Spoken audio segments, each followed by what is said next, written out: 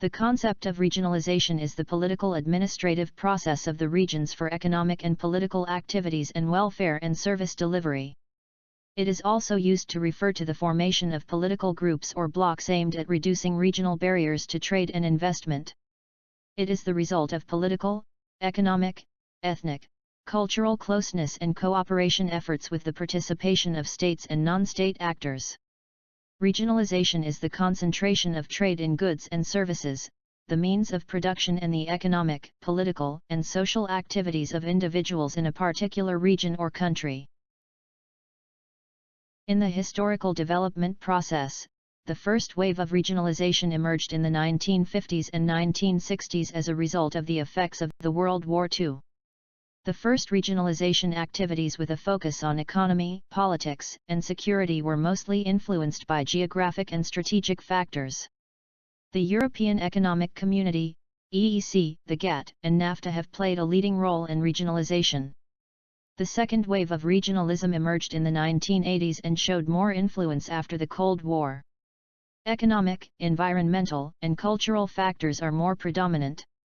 The first wave regionalization was created by the developing countries in the Cold War political environment, which is generally close to each other in the framework of a bipolar world order. The second wave regionalization is composed of developed countries, in a world order shifting to multipolarity. In the new wave, the parties are not limited to the reduction or removal of traditional trade barriers, as in the former regionalization. It also tends to harmonize other trade and economic regulations and policies. Cooperation on many issues such as intellectual property rights, investments, transportation and communication issues, public procurement, competition and state aids come into question. The importance of regionalization in terms of global political economy is the impact of economic and political regionalization on the international system. The first stage of economic regionalization is that a group of national states form a system of markets that are larger and more tightly connected, giving less importance to their national borders with economic objectives. These systems include free trade zones and customs unions. The next stage is the economic union. The actors involved in economic regionalization create a common market by liberalizing and standardizing the circulation of goods, services, and means of production within the regional structure in which they are involved. Political regionalization means that the actors group together to leave some of their sovereignty to the management of the regional structure and to meet in a common denominator in political decisions. It can also be defined as the establishment of regions with political powers, the characteristics of which are determined by the Constitution regarding the institutional and powers. The most important objectives here are not to be alone in regional and global political discussions and to combat political inadequacies, to meet the interests of states through regional structures and to reach a stronger position in the international system through the alliance established. The concept of globalization, which Emanuel Wallerstein claims to have existed for nearly 500 years, which has been used frequently since the 1980s, refers to a complex world system that intertwines beyond individualization and nationalization. The OECD refers to globalization as an internationalization of markets, means of production, financial systems, competition, corporations, technology, and industries for goods and services. According to the IMF, it is the historical process in which the economies of the world, goods, services, and capital are integrated with the world by providing free circulation by crossing borders. Martin Albrow argued that globalization refers to all the processes in which the peoples of the world are incorporated into a single world society. Robert Cox defined the internationalization of production, the new international division of labor, the new migration movements from the south to the north, the new competitive environment accelerating these processes and the internationalization of the state as a feature of the globalization trend. In a nutshell, globalization is a concept based on the interdependence of economy, politics, culture, and means of production rather than being national elements and becoming international due to the development of communication and communication in the age of technology. In terms of the global political economy, some of the most important benefits of globalization are the realization of the free trade of goods and services between countries, the free movement of means of production, the production and use of technology, the transformation of industrial relations and the emergence of new forms of employment. The increase in global access leads to an increase in competition while reducing costs and prices. Thus, diversification of goods and services and economic growth are paved. Moreover, thanks to globalization, international cooperation increases. International aid and support services expand across countries, especially through international organizations operating globally. Interaction of people creates a global cultural element, and the decline of nationalism contributes to the security and peace of the countries. It is argued that globalization has its advantages as well as its disadvantages.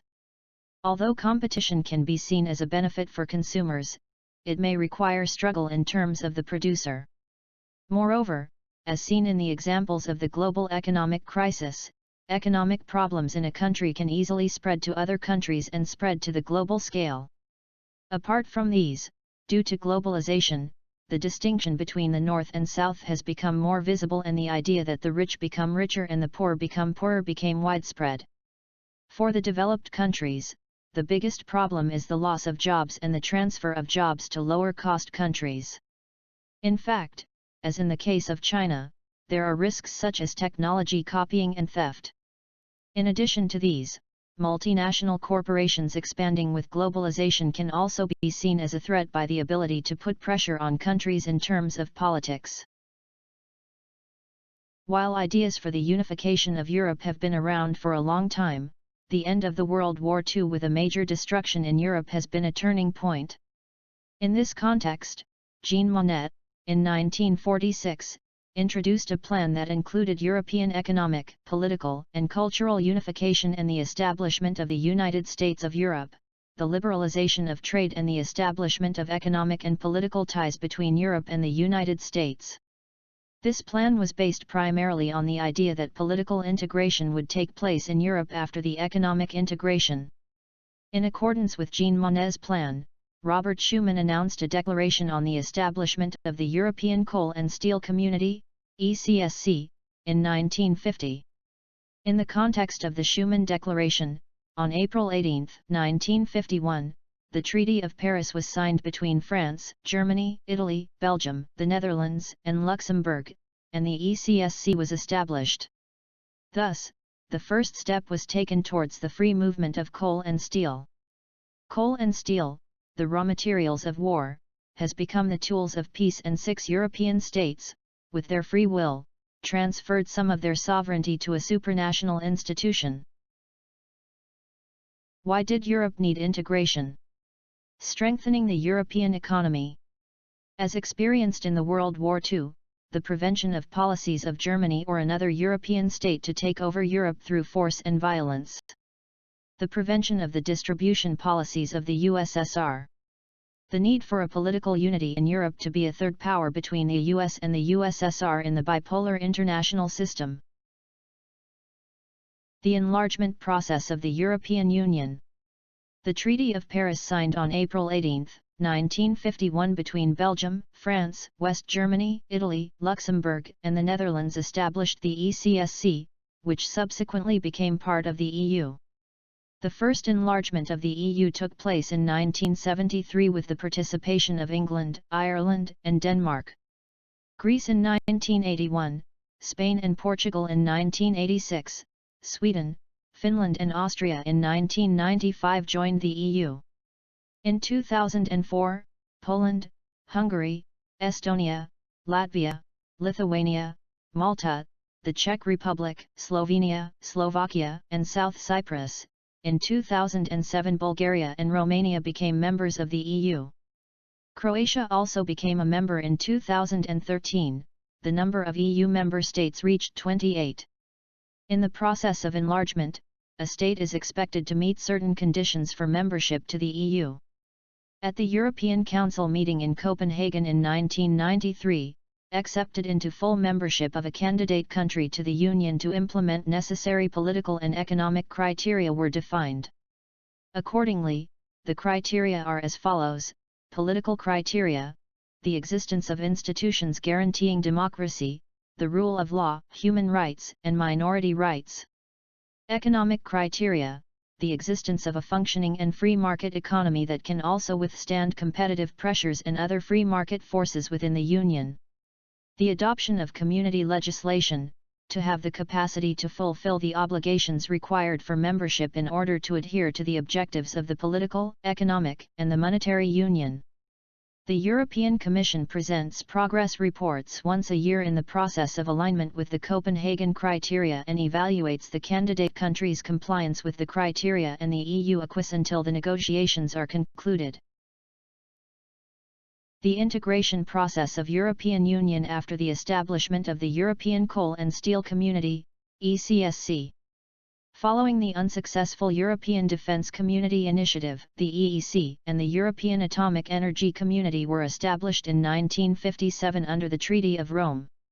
In addition, the European Commission, the European Parliament, the Council, the Court of Justice and the Court of Auditors were formed to conduct the functioning of the community. In 1967, these three communities were merged with the Treaty of Fusion and became the European Community, EC. Although the customs union was completed in 1968, due to various economic problems in the international system, the common market phase could not be reached. Based on the white paper of the Commission prepared in 1985, the community has set itself the target of establishing a single market by January 1, 1993. In this context, the Single European Act came into force in 1987. In 1992, the Treaty of Maastricht, also known as the Treaty of the EU, was signed and entered into force in 1993 and the community was renamed the European Union. Thus, the institutional structure was changed and a roof organization was established on three pillars. The first column is the European Communities, focusing on economic, social, and environmental issues and giving supranational powers. The second column envisions the Common Foreign and Security Policy, CFSP, and the third pillar envisions intergovernmental cooperation on justice and home affairs. The integration process of European Union after the establishment of the European Coal and Steel Community, ECSC. The EU organized a summit in Amsterdam in 1997 and the objectives of addressing the deficiencies of the Maastricht Treaty were defined as the Amsterdam Treaty.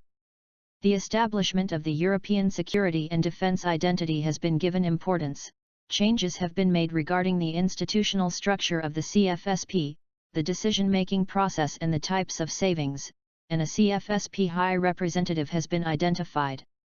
It was decided to evaluate the Petersburg missions, humanitarian aid and rescue, peacekeeping, intervention in crisis management and attempts to ensure peace, within the scope of CFSP. As a result of the agreement signed at the Nice summit held in 2000, changes were made in the size and composition of the Commission, in the Council of Ministers, the weight of votes, decision-making procedures, and strengthened cooperation in the institutional structure. The integration process of European Union after the establishment of the European Coal and Steel Community, ECSC. In 2004, the EU member states signed a constitutional treaty for Europe. However, this draft did not come into force after France and the Netherlands rejected the constitution draft for various reasons. In 2007, the Lisbon Treaty, which was a reform treaty to replace the constitution, was signed between the member states and entered into force in 2009. With the Treaty of Lisbon, a more democratic and transparent EU has been established. Freedom and principles contained in the Charter of Fundamental Rights which promote the values of the EU are guaranteed. Innovations have been made in the institutional structure. The powers assigned to the EU have been authorized to sign international treaties or to participate in an international organization in their field. The EU has been founded on certain values and has taken its current form. It has the basic principles it expects from member states in order to ensure full integration. These principles defined in Lisbon Treaty: human dignity, freedom, peace, democracy, equality, the rule of law, respect for human rights and minority rights. These values are common to the member states in a society in which pluralism, non-discrimination.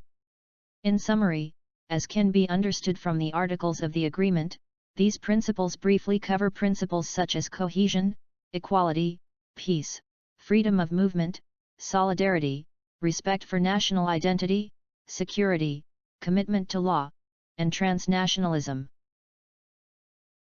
The Council of Europe. It is composed of ministers serving in the governments of the member states of the EU. The national interests of the member states are protected. The relevant ministers representing the member states shall take part in the decision on the subject. There are various committees and working groups, particularly the Permanent Representative Committee, COREPER, to assist the Council in its work. The Council ensures harmony between the economic policies of the member states. In particular, member states are authorized together with the EU Summit to determine the policies of the Union towards the common foreign and security policy area. It approves the budget together with the European Parliament. On behalf of the EU, they sign international agreements with third countries and international organizations. The reasons of the establishment of Shanghai Cooperation Organization, SCO. The alliance between China and the USSR, which started with the Korean War, has deteriorated in the short term due to many political reasons. On the one hand, the period of Stalin's death in 1953 and the period of de-Stalinization, revisionism, which began with Khrushchev, and on the other hand, the ideological ideas created by the Cultural Revolution in China have brought relations to a certain degree of hostility. Moreover, in the period leading to the invasion of Afghanistan by the USSR, the effort to organize significantly in the region was almost impossible. China's idea of not being involved in regional politics, including world policy, and the USSR's international relations as one of the two main poles of the world, and its fundamentally European-based conduct, the Warsaw Pact, have eliminated the political infrastructure of a regional organization. This situation has gradually changed in the last periods of the Cold War. The first change was in China. The Cultural Revolution, which caused great problems with the USSR and the Western world in foreign political relations and caused economic, political, social, and cultural turmoil in domestic relations, ended with Mao's death. With the decisions taken at the 11th Congress of the Chinese Communist Party, held in 1978, a period of reform and outreach was initiated. In this context, the mixed economic and political system called China-specific socialism, i.e. state capitalism, was adopted. One of the most important reasons for China's presence in the international system starting from its own field has been the search for raw materials and markets for new economic policies. This search was an important determinant for China in the process leading to the establishment of the SCO. With the end of the Cold War, the Russian Federation, RF, which in a sense replaced the USSR, caused the world to change its view of the West, or at least the Western political conjuncture, to a great extent. Great steps have been taken to be part of the capitalist system in the economic sense. However, in the short term, RF did not abandon the historical continuity of the USSR in military and political terms. In the development of this period and the post-Cold War conditions, the two countries declared each other a strategic partner in 1996, and carried their bilateral relations to a new stage with their joint exercise in 1999. At this stage, the two countries have started to show that they are the leading country in regional integration. With the participation of the presidents of the two countries, and the leaders of Kazakhstan, Kyrgyzstan, and Tajikistan, the so-called Shanghai Five was established with the Treaty on Deepening Military Trust in Border Regions signed in Shanghai on April 26, 1996. This was followed by the Treaty on Reduction of Military Forces in Border Regions signed in Moscow on April 24, 1997. Following this treaty, summits were held in the capitals of the three other states respectively. At the summit held in Shanghai in 2001, with the participation of Uzbekistan, a decision was made to institutionalize the structure of an intergovernmental organization, and the six-member of SCO was officially established with a declaration issued on June 15, 2001. RF and China, the leaders of the organization, signed the Treaty of Good Neighborliness and Friendly Cooperation in July 2001, 1 month after the establishment. The founding text of the organization, SCO Charter, was signed at the summit held in St. Petersburg in June 2002, and thus the principles, objectives, structure, and operation of the organization have been shaped. The Shanghai Five, founded in 1996 by Russia, China, and 3 independent Central Asian countries, to achieve both common goals and their specific goals, and to solve their problems, in which the summit meetings held every year at the level of heads of state and the decisions taken at these summits are very important in terms of understanding the overall framework of the organization and reading its basic goals. The summits formed the institutional structure of the Shanghai Five and the purpose of its establishment, and in a sense, the constitution of the organization was created. The relations between Turkey and Shanghai Cooperation Organization. Turkey is a country which, in its geopolitical position, at the crossroads of Asia and Europe, and is especially trying to carry out its political and economic development in this context. Turkey is a founding member of the UN and a member of NATO since February 18, 1952. In addition, Turkey has been conducting accession negotiations with the EU since 1959. Turkey has started to focus on alternative integrations, as negotiations with the EU have somehow failed to result in a positive outcome, and in the face of internal and external threats, Turkey has not received enough assistance from the UN, NATO, and the EU. SCO is perhaps one of the most important of these options.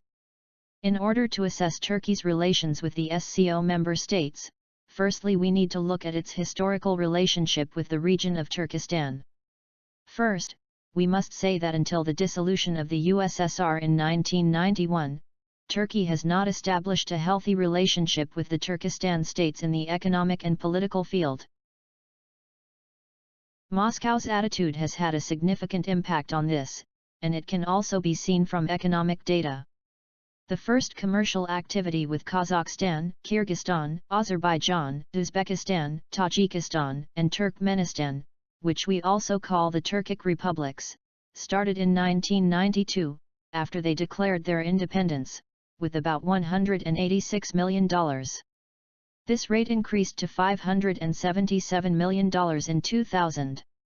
In 2014, this volume increased to about $9 billion. Thus, it is understood that the commercial relations between Turkey and Turkestan started only after the disintegration of the USSR. The political distance has also been clearly reflected in the economic data. After the dissolution of the USSR, and at the request of President Turgut Özal, Turkey established communication with the region, and wanted to pursue the opportunity to lead the region. If we look at Turkey's economic relations with SCO members, we see that Turkey's foreign trade volume, which was $8.3 billion in 2000 with SCO, rose to $85.6 billion on average, according to 2014 data. The SCO's share in Turkey's foreign trade is 21.4%. Turkey is trading mostly with Russia, China, Iran, and India among SCO countries. The General Agreement on Tariffs and Trade, GATT. Many steps were taken to ensure the smooth functioning of the international economic system after the establishment of the UN in World War II. With the experience gained after the 1929 crisis, the issues of lifting barriers to international trade, reducing customs tariffs and similar measures have been raised in the Economic and Social Council under the UN. Following this process, it was aimed to prepare a draft text for the establishment of the so-called International Trade Organization, ITO, and to establish the ITO in the UN Conference on Trade and Employment in Havana in 1947. The Congress's disapproval and concerns of trade unions and farmers about agriculture prevented the U.S. from approaching the idea of liberalization of foreign trade under a corporate body like the ITO. This political attitude of the U.S. has also affected other countries. ITO has not been established.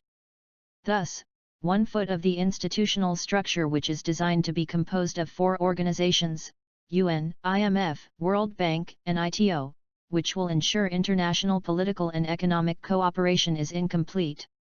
In the same years, 23 countries, led by the US, Canada and the UK, came together in Geneva to agree on the reduction of tariffs in the trade of certain goods and not to increase the current tariffs.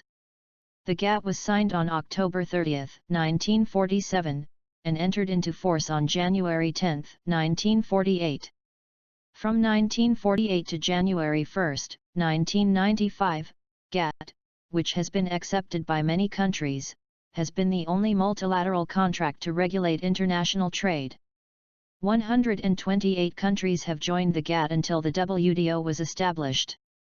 The period in which GATT was in force coincided with the Cold War period. The entry into force of the GATT, which will form the free trade order after the World War II, corresponds to 1 year after the adoption of the Marshall Plan and 1 year before the establishment of NATO. The objectives of World Trade Organization, WTO. Objectives of WTO are as follows: raising the living conditions of the member states, provide full employment, ensuring the steady growth of real income, supporting the market demand of member states, improving the production of goods and services, expanding their trade, and to do this by ensuring optimal use of world resources in accordance with the target, protecting the environment, and finally developing its own resources to meet the needs of member states at different economic levels. While implementing the trade policies, WTO is acting in the light of the fact that it has made transparent, predictable, and indifferent arrangements. The system allows other members to complain to the Dispute Settlement Body, DSB, which is an administrative solution body for dispute resolution, when the commercial arrangements of the member states do not comply with the WTO rules. The WTO has two main objectives. The first is to enable member states to reduce the barriers that make it difficult for other member states to enter their markets for the free movement of goods and services on the international level, and second, to resolve disputes between member states that do not comply with these rules within the scope of the DSB. The establishment of the Organization for Economic Cooperation and Development, OECD. Under the Marshall Plan, OEEC, Organization for European Economic Cooperation, was established in 1948 for the reconstruction of Europe, which was devastated during the World War II, and in 1960, with the participation of Canada and the US, gained global prominence. Following the completion of the OEEC, the OECD was established in 1961, which was more comprehensive and more functional than its successor. The foundation agreement of the OECD was signed in Paris on December 14, 1960. The OECD has 20 founding members. These are USA, Austria, Canada, France, the Netherlands, Luxembourg, Germany, Italy, England, Belgium, Denmark, Ireland, Greece, Switzerland, Sweden, Spain, Iceland, Norway, Portugal, and Turkey. The mission of the organization is defined as working with governments to understand what drives economic, social, and environmental change, measuring productivity and global flows of trade and investment, analyzing and comparing data to predict future trends, setting international standards on a wide range of things, from agriculture and tax to the safety of chemicals. It also looks at issues that directly affect everyone's daily life, like how much people pay in taxes and social security, and how much leisure time they can take. It compares how different countries' school systems are readying their young people for modern life, and how different countries' pension systems will look after their citizens in old age, and so on. The organizational structure of OECD. The OECD, which is the forum of the countries that produce about 3/4 of the world economy, is an international organization that makes continuous evaluations and recommendations about its progress in the world economy with its approaches and activities. These activities, which are supported by the analytical and statistical studies of the experienced and effective Secretariat, have been able to influence the organization to adapt to changing conditions, and to change conditions over time. For example, in parallel with the globalization trend in today's world, OECD is the only organization that deals with economic and social issues in a way that takes into account the interaction between them. It is possible to list the main areas and issues where the OECD has been working today and established committees on under the following headings. Regular review of the economic status of OECD member countries, environment, food safety, agriculture, and fisheries, biotechnology, competition and regulatory reform, good management, anti-bribery, sustainable development, education, trade and electronic commerce, labor and unemployment, energy, industry, finance and investment, economic growth, health, information and communication technologies, insurance, international migration, combating money laundering, statistical data, tax, transport. The highest decision-making body of the OECD is the Council. The presidency is carried out by the Secretary-General of the organization. The Council meetings are attended by the permanent representatives of the member states, as well as the representative of the European Commission. Once a year, the Council meets at the ministerial level at a date before the G7 summit, bringing together the ministers of foreign affairs, economy, finance, and trade of the member states, and other relevant ministers and senior bureaucrats. These meetings allow the exchange of views on current issues of the member states and the necessary decisions to be taken. The Council approves the individual annual work programs of both the organization in general and the OECD committees. From time to time, various committees hold meetings at the level of their respective ministers. Ministers of Environment, Energy, Finance, Trade, Social Security, Transport, and Agriculture are gathering in OECD forums. The meetings of the organization, which are attended by some 40,000 government representatives annually within the structure of more than 200 committees and working groups, are aimed at creating the necessary conditions for implementing policies, beyond the research of them.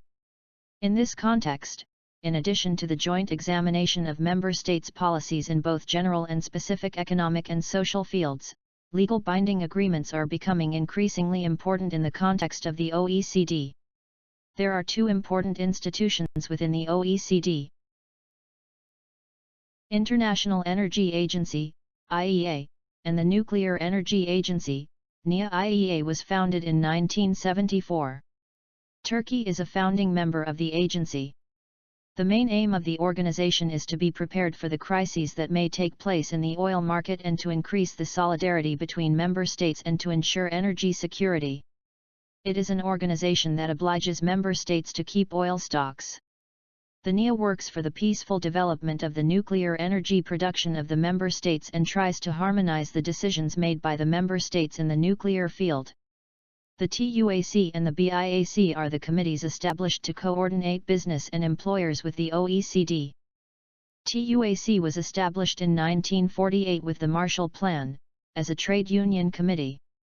The committee is recognized by the OECD as the representative of the trade unions of the member countries and is utilized by the Secretariat in areas such as international investments and multinational corporations, employment, labor, and social affairs. Turk is a member of the committee from our country. BIAC was established in March 1962 as an independent organization. The committee is formally recognized by the OECD as the representative of the business world and industry, and is composed of representatives of OECD member countries in this field. The relationship between OECD and Turkey. Turkey's membership to the OECD, which is one of the 20 founding members, could have explained through simply political reasons for many years, but in recent years, it has gradually started to gain an economic meaning in accordance with the organization's core functions. Turkey, like other programs, contributes to the creation of OECD programs, policies, and priorities. The fact that the organization works with the voting system allows each member to take into consideration its own interests in the search for common interests. One of the most striking examples of the current cooperation between Turkey and the OECD is the OECD Istanbul Private Sector Development Center, which was established in 1994 with the decision of the OECD Council. The training programs of the Black Sea Economic Cooperation Organization members, and Caucasian, Central Asian, Mediterranean, Middle Eastern, and Southeast European countries' private sector and government representatives are organized in cooperation with OECD and TICA, Turkish Cooperation and Coordination Agency. To date, approximately 3,000 people have received training at the center in the legal and structural areas of the private sector. The center contributes to the dissemination of OECD norms in the above-mentioned regions and the development of cooperation between the private sectors of the region. The center has a function in the regional sense, increasing the cooperation among the private sectors, strengthening the economic and political independence of the countries in Central Asia and the Caucasia and integrating them with the world economy. It is thought that the increasing interest of the OECD in Central Asia and the Caucasia will increase the effectiveness of the Istanbul Private Sector Development Center in the coming period as well as its visibility within the OECD. On the other hand, the OECD Ankara Multilateral Tax Center, established in 1993, provides tax training to senior tax officers of developing countries under the leadership of OECD member states in order to provide technical assistance in the process of transition to the market economy. Today, Turkey has achieved significant progress towards integration with the world and especially with the Western economies. One of the main goals of Turkey is to accelerate the opening and integration process in line with the principles of free market and competition. In light of this approach, the value of Turkey's OECD membership has increased even more. Turkey's membership, first of all, allows it to closely monitor the rapid developments in the international economic field and to contribute to the common policy determination with its Western partners. Moreover, and more importantly, it is easier to use the information and brain power and knowledge of the OECD to respond dynamically to the requirements of our time, and to facilitate the implementation of country policies in a more healthy and effective manner. In today's international order based on mutual dependence, the differences between domestic and foreign economic policies have gradually decreased. In this respect, it is doubtless that the OECD, in which Turkey is with the most advanced and modern countries, is a very important reference source and guiding environment in Turkey's efforts for stable and continuous economic development at national level. The classification of Richard Robinson on multinational corporations, MNCs. A generally accepted definition of MNCs has not been made to date, despite the increasing importance of them against nation-states. The reason for this is that multinational corporations are found in structures that cannot be homogeneous. Richard Robinson, who examined multinational corporations in terms of their historical development, described these corporations as follows. International corporation, after a strong settlement in one country, parent company, the corporation is settled in other countries based on centralized management, subsidiary company. Multinational corporation, it is the corporation whose managers distribute their corporation resources regardless of their country's identity in order to profit. Transnational corporation, although it is a multinational corporation, it is the corporation which its shareholders and managers have different nationalities. Supranational corporation, it is the form that the transnational corporation will take in the future. The corporation shall be registered and audited by an organization established by an international agreement and shall pay its tax there and thus lose its nationality legally. The organization of multinational corporations. According to Sundram and Black, the strategy of MNCs is defined by two main definitions. The first is the multi-resource of the external authority, and the second is the very determinant of the values. Before MNCs invest in a country, they look at the country's multi-source and multi-valence levels. Considering the opportunities and risks in a country, they decide whether to enter or not. MNCs, although at high risk, enter into foreign markets due to new opportunities. Globalization has a decreasing effect on multivalence and multi-resource levels. For this reason, foreign activities of MNCs will continue until differences in market structures, nations, ethnic structures, languages, customs, and legal systems are eliminated. The abolition of these will bring an end to the nation-states. So the level of full globalization will be a level in which these corporations are not in and out of foreign countries, and everything becomes homo economicus. When examining MNCs, it is useful to know that they are capable of monopolistic competition. Such corporations or enterprises are the engine powers of the economies of scale. Therefore, they will need to expand their markets to increase production levels and thus to achieve high profits. Thus, it is possible to say that they have an expansionist characteristic. The policies and strategies pursued by multinational corporations differ in terms of the countries they enter, and they threaten the nation-states with their rapid growth. The first stage of economic regionalization is that a group of national states form a system of markets that are larger and more tightly connected, giving less importance to their national borders with economic objectives. These systems include free trade zones and customs unions. The next stage is the economic union. The actors involved in economic regionalization create a common market by liberalizing and standardizing the circulation of goods, services, and means of production within the regional structure in which they are involved. After its establishment, some countries in the region declared their desire to become a member and participated in some sessions of the SCO with observer membership status. India and Pakistan joined the organization on June 9, 2017, and thus the number of members of the SCO reached to 8. Afghanistan, Belarus, Iran, and Mongolia have had observer status as of September 2017. Why did Europe need integration? Strengthening the European economy.